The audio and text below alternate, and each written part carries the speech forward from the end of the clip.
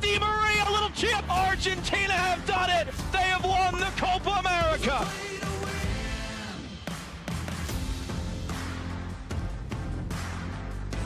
The other way, Reed coming in from behind. Richards, the big tackle, didn't get there in time. Yellow card, Chris Rich. Well, now we're going to keep playing on. We come the other way. Reed clears the way. But if the referee is showing a yellow card, allow him to play on. Unbelievable awareness there from Tim Ream to get in behind Matt Turner to make that save, but I'm not really sure what the referee is doing. Once you're going to show a yellow card, it should stop the play dead and have to get restarted. They allowed them to have a quick restart, and that led to that opportunity, and I'm a little bit triggered right now. Panama is leading 1-0, which means they're currently in second. We're at 0-0. I really love the way that we're playing, but Uruguay's back and finding their way back into the game. Anyway, welcome to Fox Soccer Now's halftime show of the U.S. versus Uruguay and Bolivia versus Panama, the last game in match day 3. And, it's all popping off right now. This is all presented by Geico. Whatever you need, get more with Geico. I'm Jimmy Conrad alongside Wes Morgan, Melissa Ortiz, and Mo Adu. And Wes, I'm coming to you. You had your Eagle hat on. You don't have it on anymore. So are you not feeling as good about the U.S.'s chances? Where's the Eagle hat, dude? Come on, Wes. Well, give me something good. I have it on right now, but the Panama games, with them winning 1-0, is killing the game a little bit. I've been impressed with the U.S. so far. The intensity has been spot on. You can see the determination, desire to put into the game. They've been working hard. And Uruguay's, they've held on. They've rode the wave a little bit and then created. Come on. Oh, okay. Yeah, Uruguay's kind of rode the wave of attacks that the US have thrown at them. Being interested on the counter-attack a little bit, had some half opportunities, but it's still 0-0. All right, Melly, I want your thoughts. Flo Balogun going out with an injury, Ricardo Pepi in. We're all big fans of Ricardo, but this is a tough game to just be thrown into. It's unfortunate that Flo gets out with that injury because he's been providing that type of aggressiveness that this U.S. team needed up top, not only in this game, but in previous games. And it only helped him build momentum into this one. He was an attacking threat, especially pressuring the center backs of the Uruguayan side. But now with Ricardo Pepi in, I do think it's still going to provide that outlet. He's fast. He's savvy. I'm hoping that the Latino side comes out of him. He brings that chispa that he has. We need it in a game like this. No, you need that. La picardia is what you call it, and that's something that Uruguay has absolutely excelled at on this. I don't know if you guys have seen this, whether it's the secret tugs on the shirt, the quick restarts that could have been a goal. Those are the things that you learn. Not only street football, calle, Sudamerica, and that's something that are ingrained into the mentality of South American football. And that's something that I think U.S. needs more of, and I'm hoping that someone like Ricardo Pepi is going to bring. Yeah, this is absolute shithousery, and the referee's allowing so many tackles and fouls to happen, or he's calling plays back when you should let them have the advantage. Darwin Nunez here gets a yellow card on Joe Scally right in front of the bench. It's all popping off. And I did enjoy playing in chippy games like this, but this one's getting a little bit out of control, Mo Adu, and I worry what that's going to look like for the second half. Because this guy's throwing around cards, too. So we could see a red card, which, if that goes against us, is going to make me really sad. Okay? Go ahead, Mo. I think I just broke my glasses. Glasses. I need a minute. Go ahead, Mo. Take it away. You lost the lens. The thing that to your point about the game getting chippy, the referee's been really poor. Keep going. No, I'm listening intently. Is that I've been impressed with the U.S. how they've handled their temperament. Yeah. There was a play very early on where Weston got tangled up with a Uruguayan player. You take a look at Ballo on the bench there. Unfortunately, he's out of the game. But early on, the tone was set in terms of they were ready to manage whatever was thrown at them from the opposing team standpoint, from the standpoint of the referee. They've handled everything relatively well. And I think they've also matched the intensity that this Uruguayan side has brought to the game. So going into half 0-0, this is a good start for them. They'll have a chance to kind of mend their wounds, talk about the nonsense that's gone on from a refereeing standpoint, put that behind them because they can't really impact that too much. But what they can continue to do is put in the kind of effort and performance that we've seen thus far, because we talk so much about the transition game in this game overall, and I think they've handled that relatively well. They've managed moments of this game, which is how you have to go about trying to get a result here. And they're going to have to keep the composure, right? We didn't have that against Panama. Panama scores again. Speaking about them, they're now, I believe this is a highlight. This is them going up 1-0. So that's another thing that the players are going to hear about when they get into the halftime locker room is, hey, by the way, Panama's winning we need to match that score to make sure we book our ticket to the quarterfinals. Just a little bit of time here left in the first half. And also, we want to mention that the camera angle was all CONMEBOL and not Fox. We did no choice in that. CONMEBOL decided to choose violence with their camera angle today. Someone who may or may not have been on some adult beverages made a poor decision, but they fixed it. So that is a good thing. What a ball out there by Gio Reyna. Got some numbers in the attack. Last cross, maybe beforehand. Good clearance there from Uruguay. Can we win the second ball? Gio gets it out, pops it back up. And we'll see who gets control of this one here. But, Jimmy, yeah, go ahead. I want to say, I mean, we have to applaud this U.S. team in these last 50 minutes. I mean, this game has been a total dogfight out there. The tackles, on both ends, right? But more Uruguay has been getting away with way more tackles. The ref, I'm not a fan of him so far. It's been out of control. But I do want to say the difference of this U.S. team, of what we've seen in the previous games, even in the games before Copa America, this is a whole nother mentality here. This is what needs to be done every freaking game, you know? Like, they came out to battle, win every ball. Just, I don't know. I've really been impressed by the side, even though it's still level-headed. All right, we got halftime here in Kansas City, 0-0 between the U.S. and Uruguay. Panama up 1-0 over Bolivia. As it stands right now, Panama will go through as the second-place team, and the U.S. would finish in third and be knocked out of the tournament. So much to play for in the next 45 minutes. So speaking of the next 45 minutes, Mo, I'll come to you. Any changes that you would make? We already had to make one due to injury, but okay, maybe not right out of halftime, but when do you start making changes, and who would you bring in? Oh, I mean, the game will tell you that. So far, to your point, coming out of halftime, I wouldn't make any changes, and I wouldn't be in a rush to make any changes as of yet. The guys that are on the pitch have battled. They've been warriors. Ricardo Pepi's come on. Hasn't played as long, but he's found his way into the game already, getting stuck in a couple little challenges in the 18. But no, I'd be in no rush to make any changes as of yet, and I'd see how this team comes out to start the second half. If they come out with the same level of intensity, if they can get Christian on the ball in transition moments, get him 1v1, I think he can be a real threat for us. And then Gio, when he's able to come a little bit more narrow, he's so clever with some of those one-touch passes to break pressure, to not allow the guy who's coming to press him to get close enough, and then that frees up the next pass. And so they've worked some decent patterns in play in the final third, but it's just about consistency and now making one of those plays actually count. Yeah, I think what's interesting about Gio coming in centrally, it allows Jedi Robinson to bomb forward. And maybe we need to see a little bit more of Jedi in this half to just to test Uruguay a little bit and create those numerical advantages out wide. Yeah, it's been up and down the pitch. I just wonder at half-time, with the news of the Bolivia-Panama game, how they're going to approach the second half. At what point are they going to think, right, we need to really push for it, bring some more attacking players on, really give it a good go, because there's going to be a point where if the scoreline stays the same in the Panama game, or it gets worse, you're going to have to go for broke.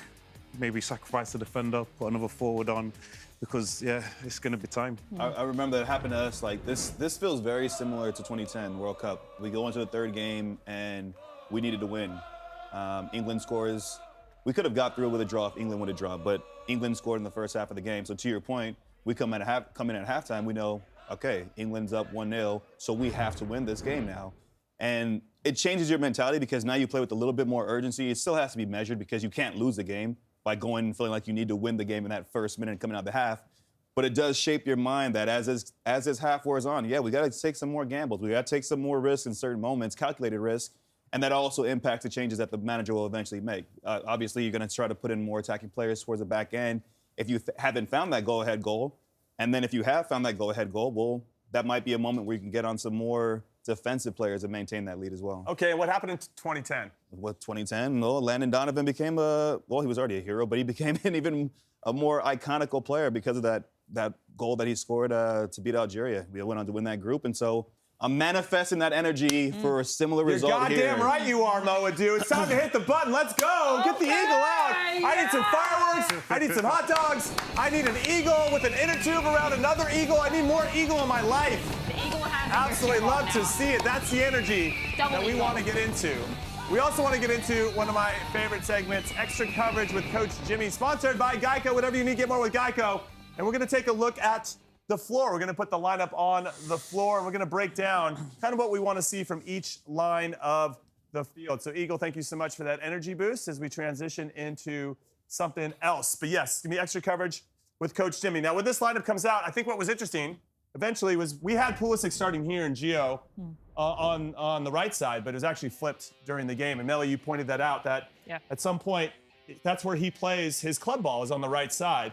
And he does it to great effect with AC Milan, and they have Rafael Leao on the other side. But we saw it flipped, and I thought Gio did a good job, and Christian looked very comfortable out there. Yeah, no, absolutely, absolutely. And I think, this is going to be a different dynamic that we're going to see in this second half, especially now with Ricardo Pepi at the 9. So let's see how that fluidity and that connectivity is with them three. But, I mean, with Pulisic out there, he's still able to cut in. He favors this side because he's able to cut in, and we've seen him so many times hit it with his right. But from this side, too, maybe it allows more connectivity through the air. Maybe he could drive balls in. Maybe it's give and goes, and so that he could square with Ricardo Pepi here and shoot. But it's finding those open spaces between the center backs right there. Yeah, it's going to be interesting to see how Ricardo Pepi comes in. But yeah, we'll flip-flop it here so you can see what ended up happening during the game with Pulisic on the other side and Reina on the left. With Pepi in there, obviously it's a little bit of a different look in terms of combination play, Mo. But another thing to think about, too, is Tyler Adams. He's played 45 minutes in the first 2 games. Will they sacrifice him here? Especially in a chippy game with a lot going on? I don't know. He's not going to want to come out. He's not going to want to come out. Good luck trying to get him off. I mean, but to finish off that thought on the attack in 3, part of Christian being on the right is by design because Scally's he's going to sit back. He's not going to offer as much going forward. And to you guys' point about Jedi coming forward, he's going to provide the width on that left-hand side when Gio tucks more narrow. So I would look for Gio to be the one to try to combine more with Ricardo Pepi because he naturally likes to float more central, get the ball in a half turn, play in the half spaces. He could play those blind passes. Whereas Christian, I want to see him get the ball. If he is narrow, great, but I'd rather see him get the ball wide, draw a defender into a 1v1 situation where he can use his pace, his creativity to take on that player, and then play that final ball, get off a shot for himself, or play service into the box for Ricardo Pepi. Yeah, we saw a good sequence there where Gio does get up the line a little bit, crosses it, and unfortunately both Flo Balogun and Christian were both running to the back post. And if maybe somebody there at the near post, we have the 1-0 lead. Now, Wes, I'm going to come to you because I think what's interesting about our back four in particular is that Uruguay seems to be trying to cut off everything and allowing Ream and Richards to play, and that's led to a couple turnovers that are unlike both of those players, most notably Tim Ream, who I think has given a couple cheap balls away for him. That's very uncharacteristic given his skill set as a player. Now, what would you do different? Because if Jedi's bombing forward a little bit, then how do you coach that, or what are you thinking about if you've made a couple turnovers in a game? Yeah, we're aware of Uruguay's strengths. They press high with intensity. So the centre-halves, first and foremost, are going to be under pressure. You have to be comfortable dealing with the ball and react quickly. I think with Robertson, it'd be good to see him go up the field a bit more. Reeves going to be exposed, but that's where you need Musa to try and help him out on the turnovers. But Robertson, we know his ability going forward. If he can get in some good spaces, Reina come inside, him exposed down that left flank, I think that could be a key to maybe getting a goal. All right, there was that play where Tim Ream backed up Matt Turner. We showed that a little bit earlier. It was a really heads-up play, and that's why he's one of our best defenders. What we don't really see with this clip, though, is that it was his giveaway that led to that. Chris Richards ends up getting a yellow card, which is significant because that means that Chris Richards, if we win, is going to be out for the next game. So that's something to consider, too. But I love the awareness here from Tim that even if though he made the mistake, he went and corrected that mistake and made a big play there to get that cover behind Matt Turner, excuse me. So here's the big question for everybody. What do we do if we're 15 minutes left? What does the lineup look like, Bo? And Melly and Wes. Yeah. So who do you take out at this point? Do you sacrifice a Scally, keep 2 center backs, maybe drop Tyler in to be like a back 3 with the 2 other center backs, push Jedi higher and try to get another attacking player on? Maybe push Musa out wide and you can bring in a Brendan Aronson, or you can bring in a Josh Sargent or a Haji Wright. I mean, at some point there's going to have to be a little bit of desperation/urgency. But it's hard to determine who you sacrifice because I think play in the second half will dictate that. If let's say I'm just going to pick a random name. This is not an indication of how they played in the first half, but if Musa's struggling, right, then maybe he's the one who's sacrificed. Sure. If Scally's ineffective, if Robinson is like not getting as forward as you think, then that's going to determine it. But obviously, more times than not, you're going to take out a defender to try to get another attacking player on, whether that's Haji Wright, Josh Sargent to go ahead and play with 2 strikers. I'd like to get. If it gets down to the wire and we're still chasing the game, I want another striker on. I don't want necessarily another attacking midfielder on. I want another body to occupy center backs. Yeah. It gives you the option to play more direct. You still have players who can play in spaces, the Pulisics, the Gio Reynas, but I want another body in the box to cause problems for their center backs. What's interesting for me is if we do add another striker, let's say Scally's out here, then I think you push Weston to kind of sit in this space and Jedi in the same area and allow Musa and Adams to get a little bit flat to try to win any second balls. But these guys can just sit and whip balls in, right? I mean, that's when you have to have that more urgency, try to win the second balls. Christian and Gio or whoever else is in can try to come underneath and try to win something that gets laid off. I mean, I would like to see that, I don't know what minute, maybe 75th. But Wes, you got anything on that? Yeah, if I was going to sacrifice a player, and this is nothing on Scally because I think he's had a solid half, it's probably the right back, you know, because I know Robertson's attacking threat. Scally's more of a sitting, supporting from behind fullback. And if you can get a striker forward, anything just to occupy the back four of the Uruguay, you're going to give yourself a chance, even if it's just balls, clearances. If you can secure the ball up in the top field, get support from McKennie, Musa, whoever's remaining on the pitch, something can happen. And that's how they have to look at it. And Melly, I know that Mo didn't want to name names. He's being very diplomatic over there. He should run for mayor at some point. But, I'm just saying, I don't know. But who would be someone can have a stinker. You know what I mean? I'm just busting your chops. He's right in that sense because little did we know that Flo Balogun would have been pulled off before half. You know, like this game is so chippy that anything can really happen. Hopefully it doesn't. But let's just say if something is necessary and see how many, I don't know, you see Tyler Adams' work rate in the middle. He's everywhere. But if they're managing his minutes, they might take him out. Exactly. But do I think if this is the last game, he's not going to be a one to pulled out. There's no chance. And I don't even think Greg Berhalter will pull him out if this is looking like a last minute one. But I agree with you. Take out Scally just because you do want to focus on that offensive threat of Robinson. Up top, I don't know if it's Josh Sargent or Haji Wright. I think I'm leaning more towards Haji Wright with a reason because it's been a really long time since we've seen Josh Sargent on this national team. Whereas we have seen Haji Wright just more with minutes on this national team from even last year. And he scored some goals in the Nations League. Yeah, he's been really good at Coventry. So I think against the Uruguayan side, he might be that more pacey, creative player instead of that, hold-up play. I don't think this is the hold-up play of Josh Sargent today. I think it's more of a Haji Wright, like go at him with speed and have the ball at the feet. All right, so let's catch up, everybody. Appreciate everybody's insight here. I got my coaching staff extra coverage with Coach Jimmy. But let's talk and catch everybody up on what's been happening in case you're just joining us. Panama and Bolivia. Panama's up 1-0 right now, which means they've got the 3 points, and they have an opportunity to get second here. And we're going to show you a few highlights from this game. Bolivia with an early chance, not well taken. We were all cheering for Bolivia here because if they can beat Panama, then we can we would squeak in with a point. So that would be nice. But we'll have to wait and see. Even if we both draw, we would go through. So if Bolivia can get back into this game, it's pretty good. He looks offside there and has a great chance. They probably would have called that back, but still a signal of intent for the Bolivians. Panama here with a good chance, and it falls. Good second ball action here. And what a touch and finish from Farhado, who scored against the U.S. as well late, and he has been a talisman for Thomas Christensen, the manager there, who's losing his mind. This game's being played in Orlando. The Panamanians are going crazy, as they should. They're on the precipice of getting to the quarterfinals of the Copa America, and I don't think anybody really gave them much of a chance. So, but another look at it here. This is kind of what I want to see from the U.S. If things get a little sketchy, just start throwing stuff in the box, win the second ball, put the ball in a good spot. And yeah, if anybody has that type of quality, that would be really nice to have that little half-touch turn volley. Hopefully we'll see some of that with the U.S. so we can get the full 3 points here and book our ticket to the quarterfinals. Okay, let's get to some predictions for the second half, shall we? How do we think this is going to go, Mo Adu? I said 2-1 from the get-go. I'm going to stick with my 2-1. You think there's 3 goals in the second half? Why not? The game's going to open up at some point, and whoever gets the first goal is going to put more pressure on the other team to come out of their shell a little bit more. And so, yeah, there's going to be a couple goals in transition. That pumps me up. You know that means it's time for the button. Woo!